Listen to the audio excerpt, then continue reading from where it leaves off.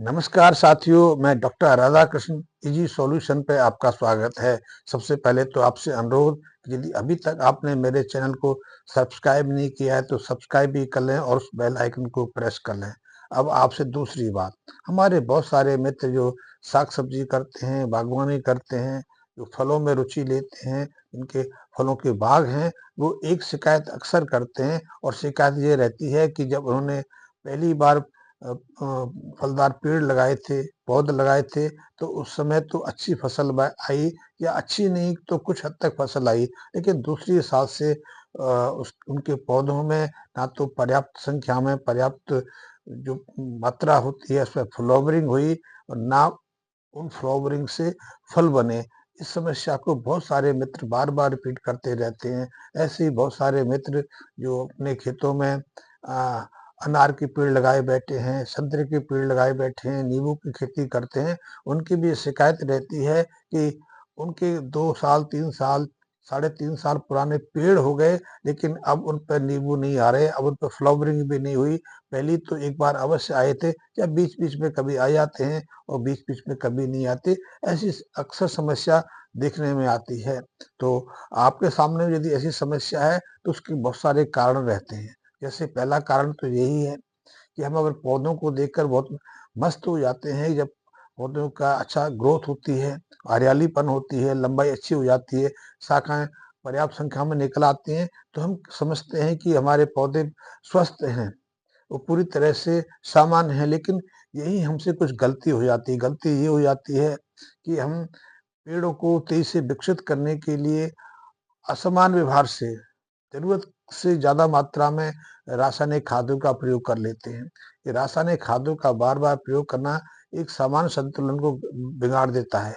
इससे nitrogen, phosphorus, potassium जो primary elements कहे गए हैं, जो प्राथमिक पोषक तत्व पौधों के लिए माने गए हैं, इनमें ही असंतुलन पैदा हो जाता है। जैसे बहुत सारे मित्र अपने पौधों में चाहे वो साग-सब्जियाँ हों या फल हों, ज़्यादा मात्रा में या बार-बार अधिक मात्रा में यूरिया का प्रयोग कर लेते हैं। तो यूरिया के माध्यम से फलों पेड़ों को ज़्यादा मात्रा में नाइट्रोजन मिलती है और नाइट्रोजन अधिकता के कारण तो मिट्टी वहाँ की कठोर हो जाती है, मिट्टी का पीएच बढ़ जाता है या मिट्टी में पानी सोखने की क्षमता घट जाती है और जीवाणु जो उसकी प्राकृतिक शक्ति है वो तो नष्ट होते ही होते हैं। तो इस कारण से भी जो दूसरे पोषक तत्व हमारे पौधे जमीन से ग्रहण करते हैं, वो ग्रहणशीलता घट जाती है। इससे बहुत सारे मित्र डीएपी का बार-बार प्रयोग कर लेते हैं, अधिक मात्रा में करते हैं, तो डीएपी के माध्यम से ज़्यादा मात्रा में फास्फोरस मिट्टी मिल जाती है, तो मिट्टी का पीएच बढ़ जाता है और इस पीएच के कारण बहुत सारे जो मूल्यवान पोषक तत्व हैं, हमारे पौधों को प्राप्त नहीं होते, तो ये भी एक कारण है। इसी तरह पोटेशियम के साथ में आप जितना पोटेशियम प्रयोग करते हैं, तो पोटेशियम तो फिक्स हो जाता है। पोटेशियम की बहुत कम मात्रा हमारे पेड़-पौधे अपने उपयोग में ला पाते हैं, तो ये भी कारण है। और इन तीनों कारणों जब पोषक तत्व में असंतुलन पैदा होता है, तो इस असंतुलन के कारण पीएच भी गड़बड़ाता है और हमारे पौधे, चाहे वो साग-सब्जियों के हों या फलों के हों या फिर हमारी फसलों के हों, सामान्य फसलों के हों, पर्याप्त मात्रा में जो मूलवान सूक्ष्म पोषक तत्व हैं, चाहे उसमें कैल्शियम है, मैग्नीशियम है, कॉपर है, जिंक है, ऐसे पोषक तत्वों को भी पर्याप्त मात्रा में ग्रहण नहीं कर पाते, तो इस कारण से वो कभी फसल दे देते हैं, कभी फ्लावरिंग आ जाती है या in nitrogen, phosphorus, sulphur, potassium, magnesium, copper, zinc इनके असंतुलन से फ्लावरिंग या तो बहुत अधिक मात्रा में होती है, लेकिन वो बहुत तेजी से झड़ भी जाते हैं। पूरे जो फूल हैं, वैसे तो कभी भी ना तो साग-सब्जियों के रूप में रूपांतरित होते हैं, ना फलों के रूप रूपांतरित होते हैं, ये सब जानते हैं। जितने फूल हमारे पौधों पे आते हैं, उनमें से 1/3 फूल ही फलों के रूप में, साग-सब्जियों के रूप में रूपांतरित होते हैं। लेकिन यहाँ भी कई बार समस्या देखने में आती है कि फल लगते हैं, साग-सब्जियाँ भी आती हैं, लेकिन वो पूरी तरह से परिपूर्ण होने में, पूरी तरह से विकसित होने से पहले ही कच्ची जो अवस्था में झड़ जाते हैं। तो ये नुकसान हमारे बागवानी करने वाले, फल देने वाले जो मित्र हैं उनको झेलना पड़ता है। कभी-कभी वातावरण में असंतुलन, गर्मी अधिक पड़ जाए, ठंड पड़ जाए, बारिश हो जाए या कोहरा आ जाए, तो इसके कारण भी ये उत्पादकता में इतना ऐसी रुकावट देखने में आती है। और ऐसे में कभी-कभी तो फ्लावरिंग नहीं आती, जब बहुत कम संख्या में फ्लावरिंग आ जाती है, समय से पहले फ्लावरिंग हो जाती है और वो पूरे फूल झड़ जाते हैं। आजकल ये समस्या तो समान तौर पर पूरे देश में देखने में आ रही है, क्योंकि वातावरण में तेजी से बदलाव हो रहा है। तो और भी बहुत सारे कारण हैं, तो इन सब कारणों से आप बाहर कैसे आ सकते हो? तो इनके हम एक-एक करके चर्चा करेंगे, लेकिन एक सहज साधारण सा आप उपाय कर सकते हैं।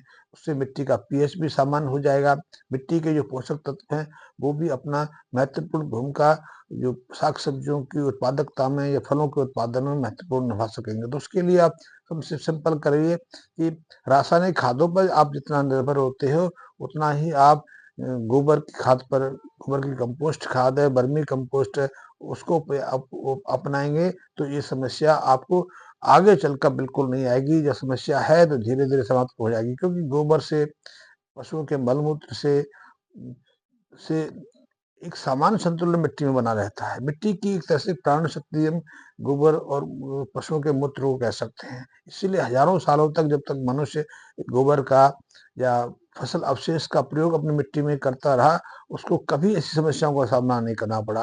प्रतिकूल स्थिति तब भी रही, कभी बाढ़ भी आती रही, सूखा भी पड़ती रही, लेकिन ऐसी प्रतिकूल स्थितियाँ हमारे पूर्वजों ने नहीं झेली, लेकिन अब हमें झेलनी पड़ रही हैं, क्योंकि अब वातावरण में बहुत तेजी से बदलाव हो रहा है। साथ में हम जो रासायनिक खादों का प्रयोग कर रहे हैं, उससे हमारी मिट्टी की जो संरचना में बहुत तेजी से बदलाव आ रहा है। तो आप यदि ऐसी समस्याओं से जूझते हैं, तो रासायनिक खादों का प्रयोग थोड़ा कम करके, घटा के, या उसके बीच में आप गोबर की खाद का, कंपोस्ट खाद का, वर्मी कंपोस्ट का प्रयोग कर सकते हैं। इससे आपकी मिट्टी का पीएच धीरे-धीरे सामान्य स्तर पे आना शुरू हो जाता है। आप दही का छिड़काव कर सकते हैं। दही भी मिट्टी के पीएच को संतुलित करने में बहुत महत्वपूर्ण भूमिका निभाती है।